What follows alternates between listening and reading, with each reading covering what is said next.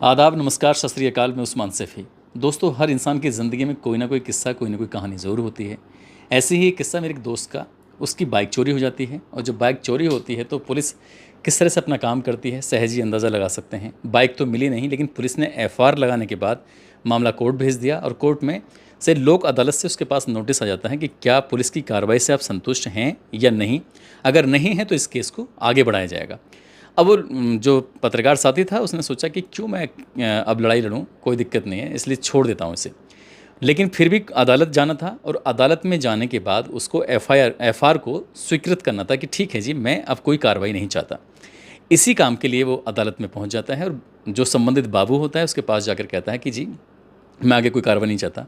तो बस इतने बात करने के लिए भी, यानी कि एक तो उसकी बाइक चोरी हो गई थी और बाबू ने उससे शायद 50 रुपये की रिश्वत मांग ली। जब रिश्वत मांगी तो उस पत्रकार ने साफ मना कर दिया कि जी, मुझे तो पैसे वैसे देने नहीं हैं। उस जगह पर एडीजी हुआ करते थे शकील अहमद। अब तो खैर वो नहीं है क्योंकि कोरोना काल में उनकी मौत हो चुकी है। तो वो पत्रकार सीधे पहुंच जाता है बाहर और अचानक देखता है कि संडे का दिन था, लोक अदालत की वो तारीख थी। शकील अहमद साहब, जज साहब जो थे, वो टहल रहे थे। जाकर उनसे पत्रकार कहता है कि साहब मुझे वो 50 रुपये दे दो। जज साहब ने कहा क्या करोगे 50 रुपये का? कि साहब वो 50 रुपये, वो आपका जो बाबू है ना वो रिश्वत मांग रहा है, तो मैं आपसे लेके दे देता हूँ। अब जैसे ही जज साहब ने ये बात सुनी, जज साहब के एकदम पैरों तले ज़मीन खिसक गई। बड़ी बात ये थी कि जज साहब से पैसे मांगे जा रहे थे। जज साहब ने, क्योंकि बड़ा गंभीर पद होता है, इस मामले को बड़े कूल तरीके से लिया और लेने के बाद संबंधित बाबू को बुलाया, उसको डांटा। उन्होंने कहा कि भाई, इस तरह से आप किसी के सामने भी हाथ फैला देते हो, ये अच्छी बात नहीं है। काफ़ी डांट फटकारने के बाद अब उस पत्रकार से माफ़ी मांगी गई और उसका जो मामला था, जो पत्रकार चाहता था, वो हो जाता है। लेकिन आज का जो किस्सा है, आज की जो कहानी है, वो एक अदालत की कहानी है और वाकई बड़ा दिलचस्प किस्सा है। कई कहानी आपने सुनी होंगी एनकाउंटर की, भाई उसको पुलिस पर गोली चलाई, पुलिस ने बदमाश को मार दिया। लेकिन आज की कहानी में कोई एनकाउंटर नहीं है, कोई गोली नहीं चलती है, लेकिन जब जहाँ जहाँ तक इस कहानी की गूंज जाती है, हर कोई इस बात को सुनकर हैरान हो जाता है। दरअसल आज हम फिर से मुलाकात करने के लिए आए हैं। उत्तर प्रदेश के ज़िला गाज़ियाबाद का एक इलाका है राजनगर, और वहाँ पर रिटायर्ड डीएसपी साहब विजेंद्र सिंह त्यागी जी रहते हैं। आपका सर एक बार फिर से स्वागत है। Thank you. आपसे हम्बल रिक्वेस्ट चाहिए कि आप वो जज साहब वाला किस्सा सुनाइए जिस किस्से के बाद पूरे ज़िले में नहीं, आसपास के ज़िलों में भी हड़कंप मच गया था। बहुत ही रोचक किस्सा है। ये हमारी सर्विस के शुरुआत दिनों की बात है, शायद 85 या 86 की बात है, 1985 या 86 की बात है। मैं उन दिनों शिकोहाबाद थाने पर तैनात था। जनपद मैनपुरी का थाना है शिकोहाबाद, अब तो फिरोजाबाद में आ गया, अलग थाना है। उस समय मैनपुरी में ही होता था शिकोहाबाद। और मैं 82 से और 85 तक शिकोहाबाद में तैनात, उसमें मैनपुरी में पोस्टिंग रही थी मेरी। मैनपुरी से ही मेरी शिकोहाबाद पोस्टिंग हुई थी। तो हमारे आने के बाद में मैनपुरी में एक ऐसा चोर आया जो केवल पंखे चोरी करता था। अच्छा। उसने कोई सरकारी बिल्डिंग नहीं छोड़ी जहां पंखे चोरी ना किए, और इवन उसने मंदिर मस्जिदों में भी जो है पंखे चोरी किए। और हद जब हो गई, जब उसने आखिर में अदालत में जज साहब का पंखा चोरी कर लिया, जज साहब के रूम का पंखा चोरी कर लिया। तो जब हुआ यह किस्सा कि जज साहब अपने कोर्ट रूम में बैठे थे और अपना काम कर रहे थे, तो उन्होंने अपने अर्दली से कहा कि भाई पंखा चलाओ, लाइट नहीं आ रही। तो अर्दली ने डरते डरते कहा कि सर, पंखा तो रात चोरी हो गया। तो जज साहब को बड़ा गुस्सा आया।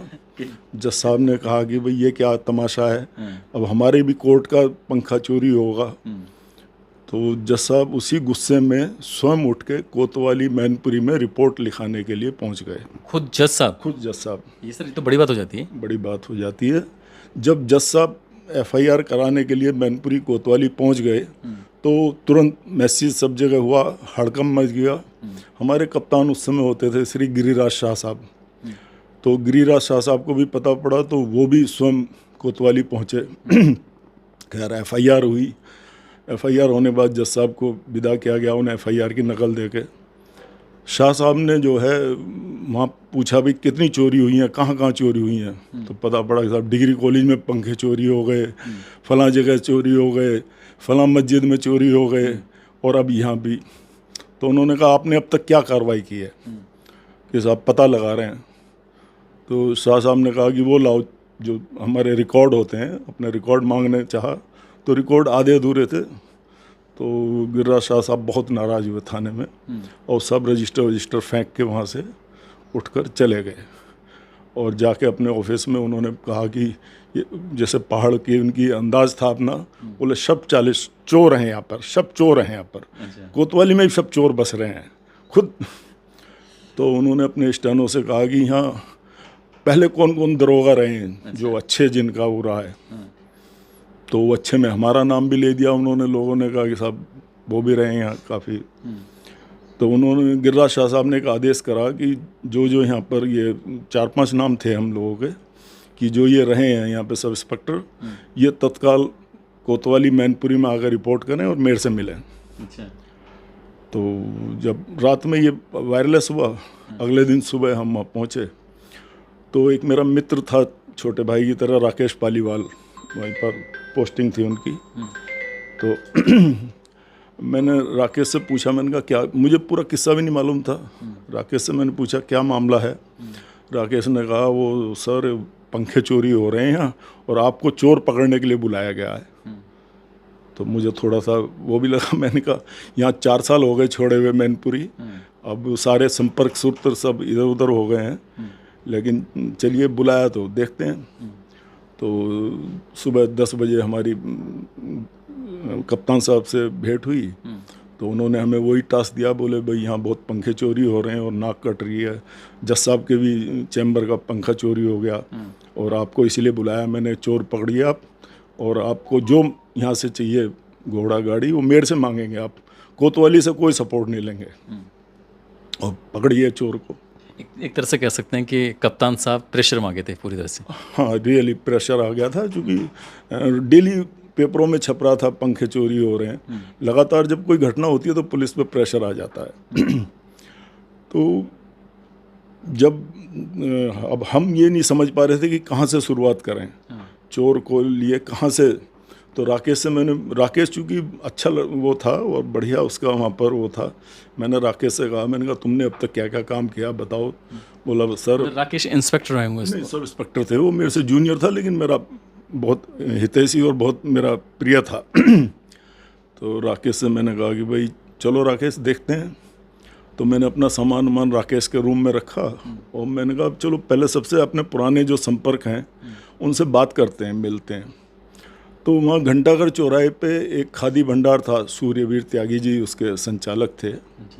तो रिश्तेदारी में भी पढ़ते थे और वो घंटाघर ऐसी जगह थी कि वहाँ पर सब लोग आके उनसे मिलते थे। तो वो एक ऐसा स्थान था कि सामाजिक आदमी थे, सब लोगों का वहाँ पर जुड़ाव था। तो हमने कहा वहीं चलते हैं, वहाँ सभी मिल जाएंगे। तो मैं वहाँ गया तो आओ दुआ सलाम हुई, बातचीत कर रहे थे। वो कहने लगे कैसे आए हो, तो मैंने बताया कि चोर पकड़ने आए पंखे। बोले हाँ यार बहुत बदनामी हो रही है रोज़। तो ये बात हम कर रहे थे तो एक सज्जन पीछे बैठे थे। तो वो बोले एकदम, बोले साहब पुलिस को तो कुछ बताओ तो आफत, ना बताओ तो आफत, पुलिस का काम तो ऐसे ही है और इसलिए लोग पुलिस को कुछ बताना नहीं चाहते। पुलिस की दोस्ती अच्छी ना, पुलिस की दोस्ती अच्छी ना दुश्मनी, ये उनके वर्ड थे। तो मैंने पीछे पलट के देखा कि एक सज्जन बैठे हैं, बुजुर्ग से हैं और दाढ़ी थी उनके, पहनावे से मुस्लिम लग रहे थे वो। तो त्यागी जी ने कहा कि अरे नहीं भाई ये BS त्यागी जी हैं, इनको सब जानते हैं, ये तो बहुत अच्छे रहे हैं ये वो, और आपको कुछ मालूम हो तो आप इन्हें बताइए, ये आपकी कोई बात को इधर उधर नहीं करेंगे। तो मुझे भी उनकी बातों से लगा कि जैसे उन्हें कुछ पता है, कुछ जानकारी है।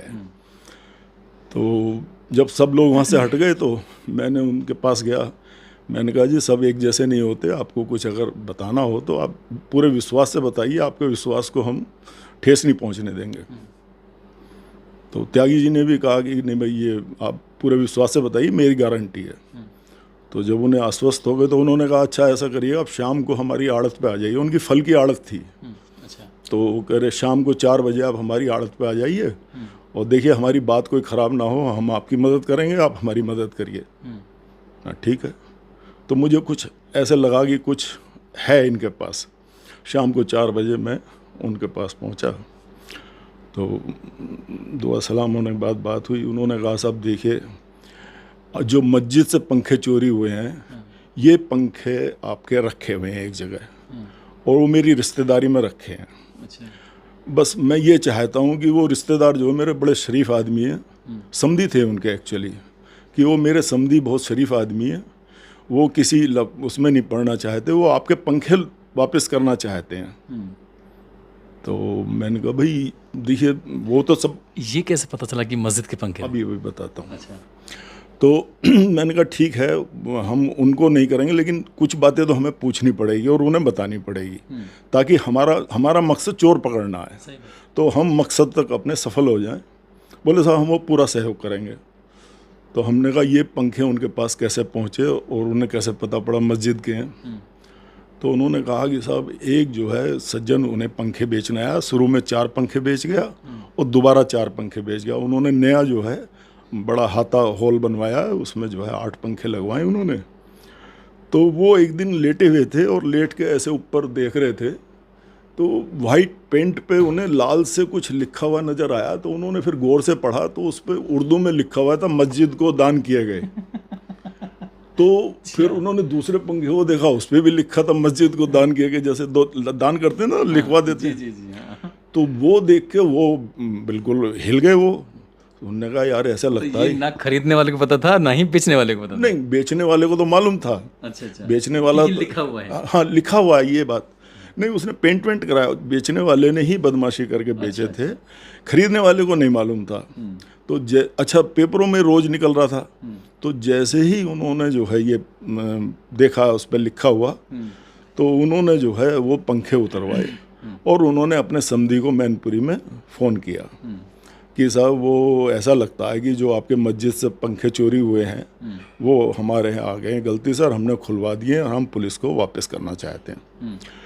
अच्छा उधर जो पुलिस थी वो इतने दबाव में थी कि जब मस्जिद से पंखे चोरी हुए थे तो उन्हें मस्जिद के जो इमाम था उस पर कुछ शक हुआ किसी बातों से, तो इमाम को पकड़ के पुलिस थाने ले आई थी, उससे पूछताछ की थी कोतवाली मैनपुरी पुलिस ने, लेकिन वहाँ बात नहीं खुली। तो वो फिर वहाँ पर हंगामा हुआ, लोगों ने कहा कि इमाम को आप गलत पकड़ लाइए, हो खैर वो फिर छूट गया। लेकिन उससे जो है पुलिस को बड़ी वो हुई, पुलिस की बदनामी सी हुई कि साहब निर्दोष आदमी को पकड़ लाए और वो किया। तो जब ये सब बातें वो उन्होंने सुनी तो उन्होंने कहा कि आप चुप रहिए और कुछ मत बोलिए, यहाँ पे पुलिस इस समय बहुत परेशान है, और अगर आपने ये पंखे लौटाए तो ऐसा ना हो पुलिस आप ही को जो है कुछ इसमें वो कर दे, इसलिए अभी आप धैर्य रखिए और फिर देखेंगे क्या करते हैं। इसी बीच में हमारी एंट्री हो गई, तो उन्होंने हमें बताया कि साहब ऐसे से। हमने कहा ठीक है। हमने कहा हमें जिसने पंखे इन्हें बेचे हैं वो उसका नाम चाहिए, बस इनसे और कुछ नहीं मदद चाहिए, उसका नाम पता हमें बता दें, बाकी काम हमारा है। बोले साहब ठीक है आप चलिए, पहले तो अपने पंखे ले लीजिए। हाँ ठीक है। तो हम शाम को आए, हमने राकेश को बताई पूरी बात। हमने राकेश ऐसे लगता है कि कुछ कामयाबी मिल जाएगी। तो हमने क्या हुआ सर, मैंने उसे पूरी बात बताई। बोला हाँ सर बात तो है। तो हमने चलो अगले दिन हम रात को ही हम लोग गिरिराज शाह साहब से मिले। हमने कहा सर हमें एक गाड़ी चाहिए और 3-4 कांस्टेबल चाहिए मुझे। बोले कहाँ जाना है? मैंने कहा कन्नौज, सोरिक एक जगह है, सोरिक थे उनके वो जो समधी साहब थे, कस्बा सोरिक। हमने कहा सोरिक हमें जाना है। बोले ठीक है आप गाड़ी ले जाओ और ले जाओ, और कितना फोर्स चाहिए वो चाहिए। मैंने कहा फोर्स नहीं चाहिए, बस राकेश पालीवाल को मैं ले जाऊंगा अपने साथ, राकेश मेरे विश्वास का है। बोले ठीक है ले जाओ, राकेश अच्छा लड़का उसे ले जाओ। तो हम और राकेश पालीवाल अगले दिन सुबह ही जीप लेके उनके समधी साहब को लेके सोरिक कस्बे गए। सोरिक में वो बेचारे हमारा इंतजार कर रहे थे। जाते उन्होंने कहा साहब ये आपके 8 पंखे ऐसे ही एज इज इट उसी दिन मैंने उतार के रख दिए हैं, ये बंधे रखे हैं, ये तो पंखे लीजिए। हमने कहा उसका नाम पता बताइए। उन्होंने हमें उसका नाम पता बताया। तो हमने उसकी फिर रैकी की, वहाँ पे रैकी करके उसका मालूम करवाया कहाँ उसका घर है। तो उसका कन्नौज में घर था। अच्छा। हम कन्नौज में गए, कन्नौज में जाकर उसका घर ट्रेस किया। ट्रेस करने के बाद में फिर रात में हमने उसको दबिश दी। दबिश दे के वहाँ से चोर को पकड़ा। उसके घर में वो पंखे, उसके अलावा और इतना सामान, मतलब पूरी एक मेटाडोर भर के सामान वहाँ से रिकवर हुआ। अकेले चोर था क्या वो? नहीं, वो वहाँ मैनपुरी में भी करता था और अगल बगल के भी जनपदों में चोरी कर रहा था। तो गिरोह के साथ या अकेला? नहीं, अकेला ही था वो, वहाँ अकेला ही शायद इसलिए नहीं पकड़ा जा रहा। हाँ, वो अकेले ही चोरी करता था वो। तो वहाँ से काफ़ी बड़ी रिकवरी हमें हुई। काफ़ी उस समय के इलेक्ट्रॉनिक्स आइटम, टीवी, वीसीआर, ये सब चलते थे उस समय, वो काफ़ी उसके वहाँ से मिले। पंखे बहुत सारे मिले, वो सब हम एक मेटाडोर में भर के वहाँ से लाए। तो जब हम वहाँ सब रिकवरी कर ली हमने और चोर को पकड़ लिया, तो हमने वहाँ से फ़ोन किया मैनपुरी अपने एसएसपी साहब को, श्री गिरिराज शाह साहब को, कि साहब हमने चोर भी पकड़ लिया और आपके पंखे भी बरामद हो गए। बोले ठीक, आप सीधे कोतवाली आइए और कोतवाली में ही मैं मिलूँगा, मैं जज साहब को बुलाता हूँ। तो खैर जज साहब तो नहीं आए, लेकिन जब हम कोतवाली में पहुँचे तो वहाँ पहले से ही उन्होंने मीडिया को बुला रखा था और सबको। तो जैसे ही पहुँचे तो हमारा बड़ा, मतलब जैसे ग्रैंड वेलकम होता है उस तरह का वेलकम हुआ।